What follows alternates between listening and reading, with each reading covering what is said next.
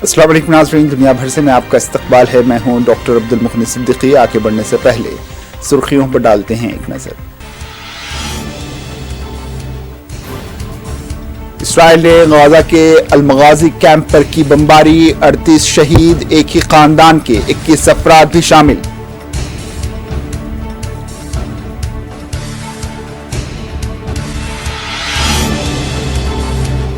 जालिम इसराइल की फौजी कार्रवाई में अब तक 9,488 अफराद शहीद, इसराइली फौज की जमीनी पेशकदमी भी जारी।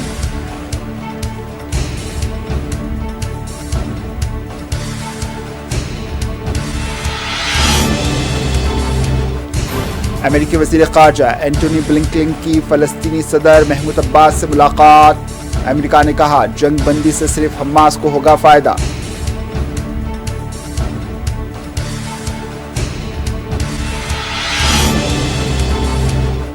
नेपाल में जलजिले में मरने वालों की तादाद 157 हो गई, कई हुए बेघर।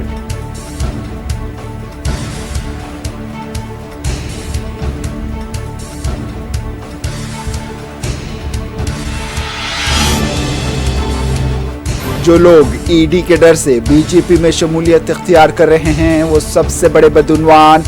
केजरीवाल का इंतखाबी जलसे से खिताब।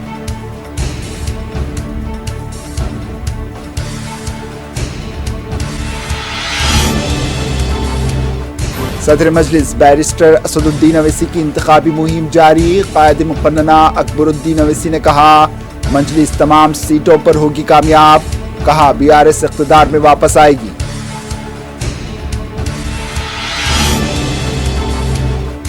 और दिल्ली में हवा का मियार मजीद खराब, आवाम को सांस लेने में दुश्वारी का सामना।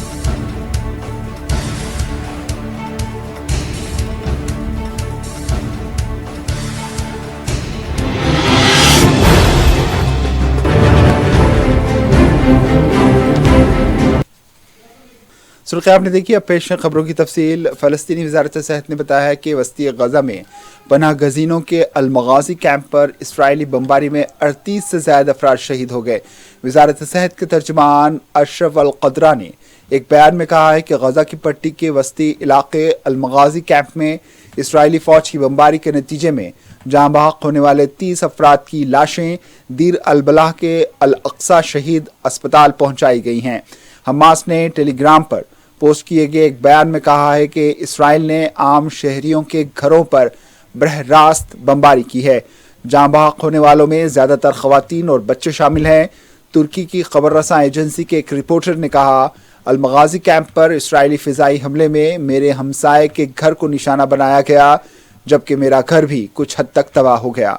इसराइली फ़ौज के तर्जुमान का कहना है कि ये तयन करना अभी बाकी है कि क्या बमबारी के वक्त इसराइली दिफाई अफवाज इलाके में मौजूद थी या नहीं। सेहत के तर्जुमान ने इतवार के रोज कहा है कि इसराइली फौज ने रात भर पनाह गजीनों के एक कैंप पर हमला किया, जिसमें कम से कम 40 अफराद शहीद हो गए, जबकि अरब दुनिया की तरफ से जंगबंदी की कॉल को अमेरिका और इसराइल ने मुस्तरद कर दिया। वजारत सेहत ने बताया है कि एक अलग हमले में एक ही खानदान के 21 फ़लस्तीनी, जिसमें ख़वातीन और बच्चे भी शामिल हैं, गजा पर रात गए इसराइली हमलों में शहीद हो गए।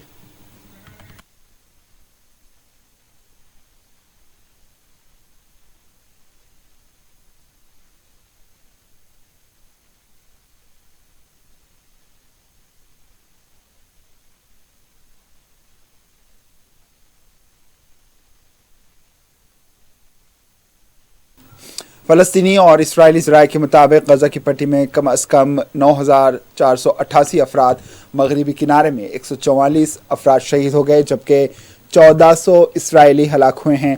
फ़लस्तीनी कैदियों की सोसाइटी ने हफ्ते के रोज़ जारी करदा एक बयान में कहा है कि दोनों फरीकों के दरमियान तनाज़े के नए दौर शुरू होने के बाद से अब तक इसराइल ने 2040 फ़लस्तीनियों को हिरासत में ले लिया।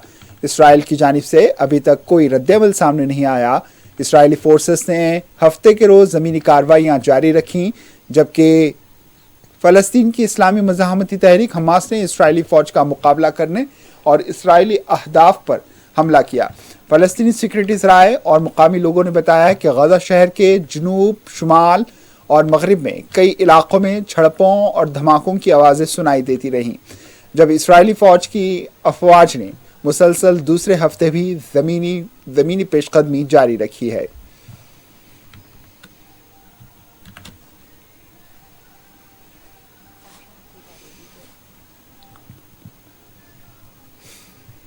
अमेरिकी वज़ीर ख़ारजा एंटोनी ब्लिंकन ने इतवार को फ़लस्तीनी सदर महमूद अब्बास से ख़ित्ते के अपने दूसरे दौरे के दौरान मुलाकात की है। ब्लिंकन ने कतर, सऊदी, मिस्र, उर्दून और मुत्तहदा अरब अमारात के वज़राए ख़ारजा से हफ्ते के रोज़ ओमान में मुलाकात की थी और वाशिंगटन पर जोर दिया था कि वो इसराइल को जंगबंदी पर आमादा करे। ताहम आला अमेरिकी सिफारतकार ने जंगबंदी के ख्याल को मुस्तरद करते हुए कहा कि इससे सिर्फ हमास को फ़ायदा पहुँचेगा और इसे दोबारा मुनज़्ज़म होने और दोबारा हमला करने की इजाज़त भी मिलेगी। वाशिंगटन ने जंग में मुकामी तौर पर वक्फे की तजवीज़ पेश की थी ताकि इंसानी इमदाद और लोगों को गुंजान आबादी गज़ा की पट्टी छोड़ने की इजाज़त दी जा सके। इसराइल के वज़ीर आज़म बेंजामिन नेतन्याहू ने इस बात को मुस्तरद कर दिया जब इन्होंने जुमा को ब्लिंकन से तुल अबीब में मुलाकात की थी।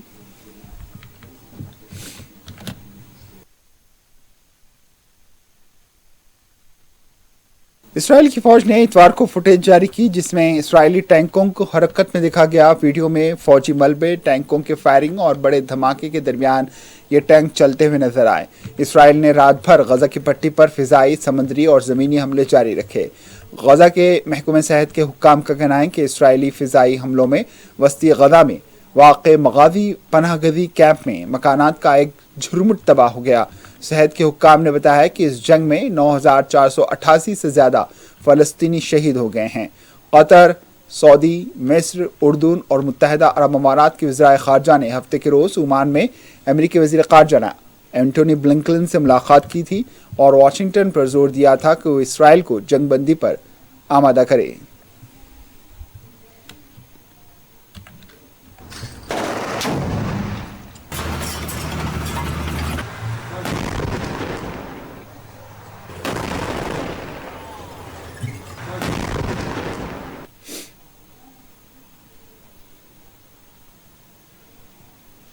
इंडोनेशिया के हज़ारों अफराद इतवार को मुल्क के दारुल हुकूमत में फ़लस्तीनियों के साथ इज़हार यकजहती और जारी तनाज़े में इसराइल के इक़दामात की मज़म्मत के लिए जमा हुए।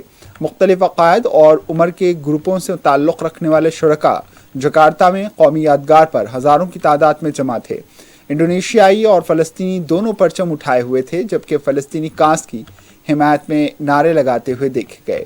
दुनिया की सबसे बड़ी मुस्लिम आबादी ने माजी में बाकायदगी से फ़लस्तीनी रियासत की हिमायत का इजहार किया और 7 अक्टूबर को तनाज़ा शुरू होने के बाद से बड़े पैमाने पर फ़लस्तीनी हामी मुजाहरे हो रहे हैं।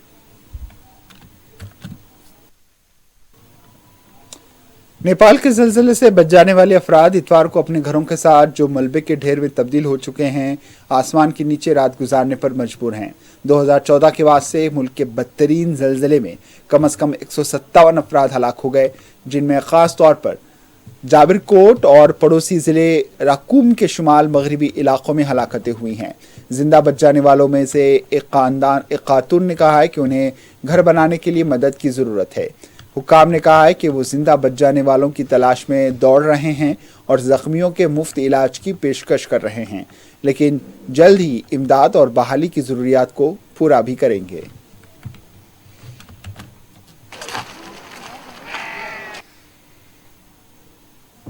सबको दुस्त भइसक्यो, खाने घाँस बस्ने बास छैन। हेर्नुहोस् इतिहास यस्तै हो। हेर्नुहोस् यस्तो पटाङ्ग्रीमा बसेर शीतलहरीमा बस्नु परेको छ। घरभरि सबै गइसक्यो। केही स्थानीय सरकारले केही नि एउटा केही आँखो लगाओस्, जोस जाँगर लगाओस् भनेर हामीले पनि आशावादी राखेका छौँ। के गर्ने सर, अब सबै घरहरू ध्वस्त भयो। मान्छे पनि मरिसक्यो, सबै 11-12 जना मान्छे मरिसके। हामीले लास लिएर पनि दाह संस्कार गरिसक्यौँ। अब सरकारले पनि केही न केही हेरिदियोस्। हाम्रो बस्ने बासहरू सबै घर गयो।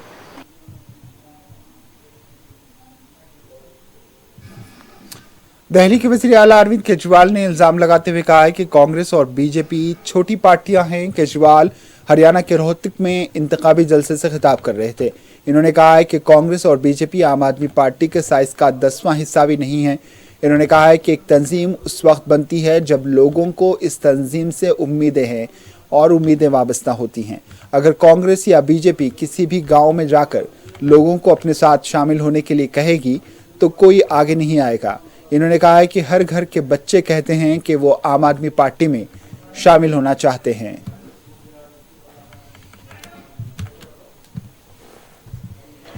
आज मैं भाई साहब चैलेंज के साथ कह सकता हूं, कांग्रेस के पास भी इतना बड़ा संगठन नहीं है जितना आज आम आदमी पार्टी के पास है। बीजेपी के पास भी इतना बड़ा संगठन नहीं है जितना आम आदमी पार्टी के पास है। इतना बड़ा तो छोड़ो, मुझे लगता है इसका 10वां हिस्सा भी नहीं है उनके पास जितना आज आम आदमी पार्टी का संगठन तैयार हो चुका है। और संगठन हवा में नहीं बनता, संगठन में हड्डी होती है, खून होता है। संगठन तब बनता है जब लोगों को उस संगठन से, उस पार्टी से उम्मीद होती है। आज अगर कांग्रेसी या आज अगर भाजपा वाले गांव गांव में जाएं और कहें हम संगठन बनाना चाहते हैं, जुड़ो हमारे साथ, कोई नहीं जुड़ने वाला। आज जब आम आदमी पार्टी का कार्यकर्ता घर घर में जाता है तो हर घर का बच्चा बच्चा कहता है मैं भी जुड़ूंगा, मैं भी जुड़ूंगा, मैं भी जुड़ूंगा। क्यों? आम आदमी पार्टी से उम्मीद है लोगों को। इंतखाबी जलसे से खिताब करते हुए केजरीवाल ने कहा है कि जो अफराद बीजेपी और ईडी के डर से बीजेपी में शमूलियत इख्तियार कर रहे हैं वो सबसे बड़े बदउनवान हैं। इन्होंने कहा है कि जिसे ईडी ने पकड़ा और जेल में डाला वो बदउनवान नहीं है, मगर बीजेपी और ईडी के डर से बीजेपी में शमूलियत इख्तियार जिन्होंने कर ली वो सबसे बड़े बदउनवान हैं।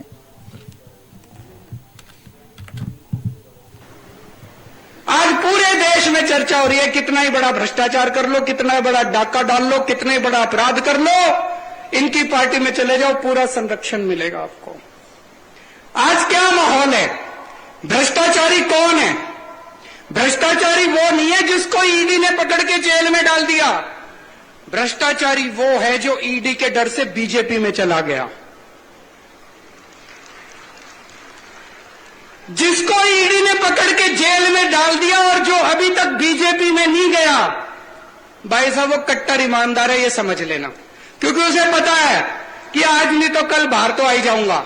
लेकिन जिसने बेईमानी कर रखी है, जिसने बेईमानी कर रखी है, उसको पता है अगर ईडी ने पकड़ लिया तो पूरी जिंदगी जेल जाना पड़ेगा, वो तुरंत उठ के बीजेपी में चला जाता है। तो एक चीज समझ लो, भ्रष्टाचारी कौन है और ईमानदार कौन है। जो आदमी ईडी के डर से बीजेपी में चला गया वो भ्रष्टाचारी है, और जो ईडी की रेड के बावजूद अगर ईडी ने गिरफ्तार कर लिया और बीजेपी में नहीं जा रहा, वो कट्टर ईमानदार है। ऑल इंडिया मजलिस इत्तेहादुल मुस्लिमीन के सदर व रुकन पार्लिमान बैरिस्टर असदुद्दीन अवैसी ने नामपल्ली असम्बली हल्के के उम्मीदवार माजिद हुसैन के साथ इंतखाबी मुहिम चलाई है। बैरिस्टर असदुद्दीन अवैसी ने माजिद हुसैन के हमरा आवाम से मुलाकात करते हुए असम्बली हल्के के तहत अफजल सागर, हबीब नगर के आसपास के इलाकों में इंतखाबी मुहिम चलाई और आवाम से मुलाकात की।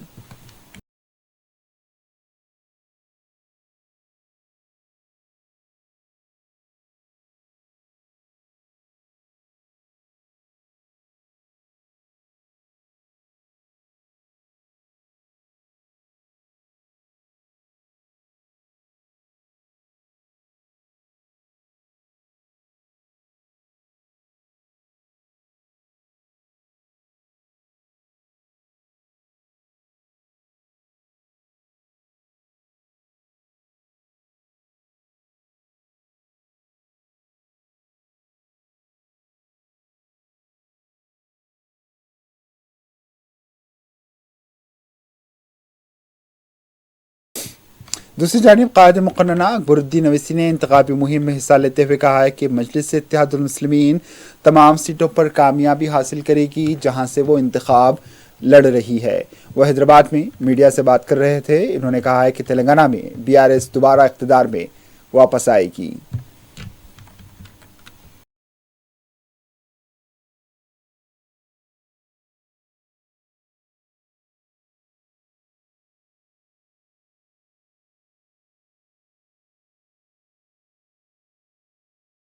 बिहार के डिप्टी सीएम और आरजेडी लीडर तेजस्वी यादव ने कहा है कि मैंने अमित शाह का बयान सुना।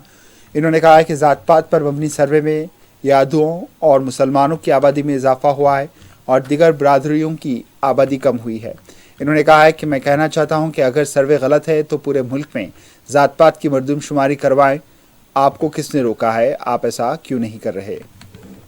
आए तो देश के गृह मंत्री है, ठीक है, आए हैं, अच्छी बात है, लेकिन उनके भाषण से ऐसा लग रहा था जैसा उन्होंने कहा था कि 12वीं के बाद इंटरमीडिएट करा रहे हैं, 12वीं के बाद इंटरमीडिएट करवा रहे हैं। ये अमित शाह जी का मानना है और कहना है। एक मिनट नीचे रखिए। तो हम कहना चाह रहे हैं, अभी हम सुने, उनका बयान सुने हैं, हाथ हटाओ ना, उनका बयान सुने हैं, आप आराम से रहिए ना। तो उनका बयान ये सुने हैं, हटाओ ना हाथ, उनका बयान ये सुने हैं कि ये जातीय जनगणना में यादव मुसलमान लोग का बढ़ा दिया गया, बाकी सब लोग का कम कर दिया गया।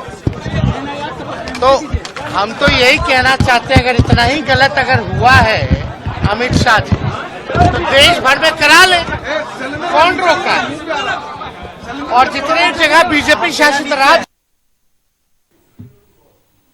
नई दिल्ली और इसके आसपास के इलाकों में गहरे कोहर की वजह से आवाम को सांस लेने में दुश्वारी का सामना है।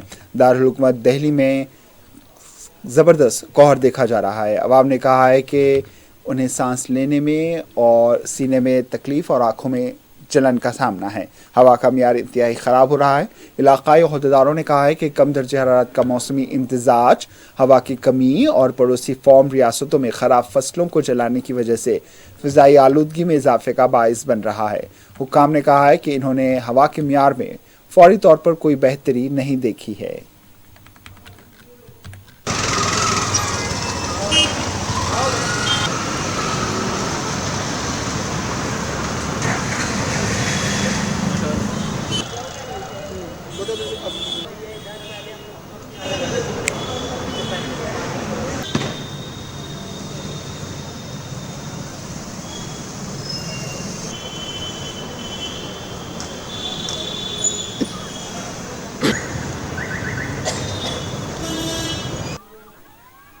मौसम विभाग का जो अनुमान है, जो साइंटिस्ट की ओपिनियन है, उसमें ये लग रहा है कि अगले करीब 10-12 दिन तक जो हवा की जो स्पीड है वो कम रहने की संभावना व्यक्त की जा रही है और टेम्परेचर जो है वो डाउन जा रहा है। तो ऐसे में एक ठहराव की स्थिति जो है, आगरा में भी कोहर से आम जिंदगी मुतासिर देखी गई। ताजमहल का नज़ारा बड़ी मुश्किल से किया जा सकता है क्योंकि सख्त कोहर के बायस ताजमहल भी धुंधला दिखाई दे रहा है।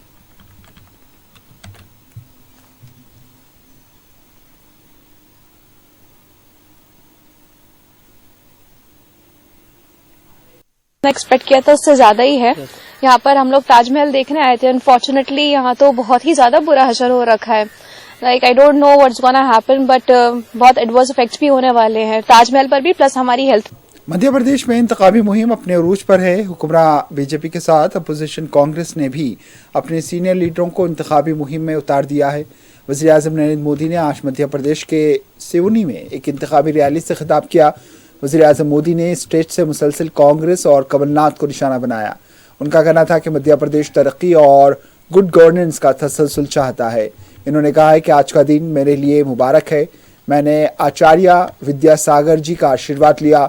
इन्होंने राय आम्मा के जायज़ों का भी राय आम्मा को भी तनकीद का निशाना बनाया। वज़ीर आज़म नरेंद्र मोदी का कहना है कि इंतखाबी रैलियों में आवाम की कसीर तादाद में मौजूदगी बीजेपी की जीत की अलामत है। गारंटी किसको कहते हैं ये यहां नजर आ रहा है। ये विजय की गारंटी है, जनता जनार्दन की गारंटी है, जनता जनार्दन के आशीर्वाद से निकली हुई गारंटी है। मध्य प्रदेश के वज़ीर आला शिवराज सिंह चौहान का कहना है कि बीजेपी का मॉडल तरक्की और अवामी बहबूद है। उनका कहना था कि कमलनाथ का मॉडल एक पुराना मॉडल है, यानी मध्य प्रदेश को तबाह कर देने का मॉडल है। कमलनाथ का model crime model, commission model और बदुनवानी का मॉडल है। यह पुराना मॉडल नाकाम हो जाएगा और बीजेपी हुकूमत बनाएगी। मॉडल और करप्शन का मॉडल, जनता की योजनाएं बंद करने का मॉडल है कमलनाथ मॉडल। मध्य प्रदेश को भ्रष्टाचार का अड्डा बनाने का मॉडल था कमलनाथ का, जिसमें सारी केरला के गवर्नर आरिफ खान ने कहा है कि असेंबली में मंजूरशुदा बिलों पर अदम दस्तखत पर रियासती हुकूमत ने उनके खिलाफ सुप्रीम कोर्ट से रुजू नहीं किया है। उनका कहना था कि अगर कोई कंफ्यूजन का शिकार है और वो सुप्रीम कोर्ट से रुजू करना चाहता है तो वो रुजू कर सकता है। केरला के गवर्नर आरिफ मोहम्मद खान का कहना था कि रियासती हुकूमत ने उनके खिलाफ सुप्रीम कोर्ट से रुजू नहीं किया। आखिर में सुर्खियों पर एक और नजर। इसराइल ने गजा के अलमगाजी कैंप पर की बमबारी, 38 शहीद, एक ही खानदान के 21 अफराद भी शामिल।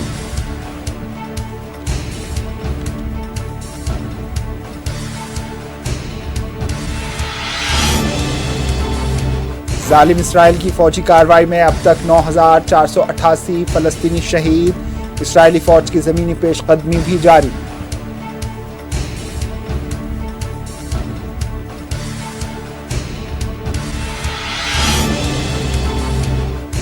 अमेरिकी वज़ीर ख़ारजा एंटोनी ब्लिंकन की फ़लस्तीनी सदर महमूद अब्बास से मुलाकात। अमेरिका ने कहा जंगबंदी से सिर्फ हमास को होगा फायदा।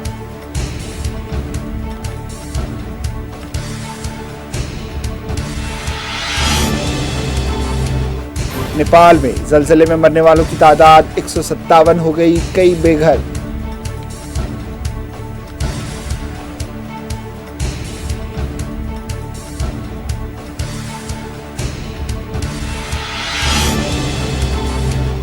जो लोग ईडी के डर से बीजेपी में शमूलियत इख्तियार कर रहे हैं वो सबसे बड़े बदुनवान। केजरीवाल का इंतखाबी जलसे से खिताब।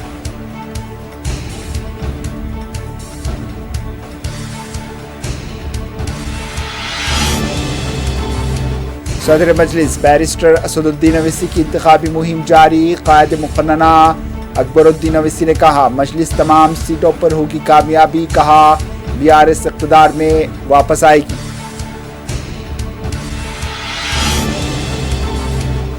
और दिल्ली में हवा का मियार मजीद हुआ खराब, आवाम को सांस लेने में दुश्वारी का सामना।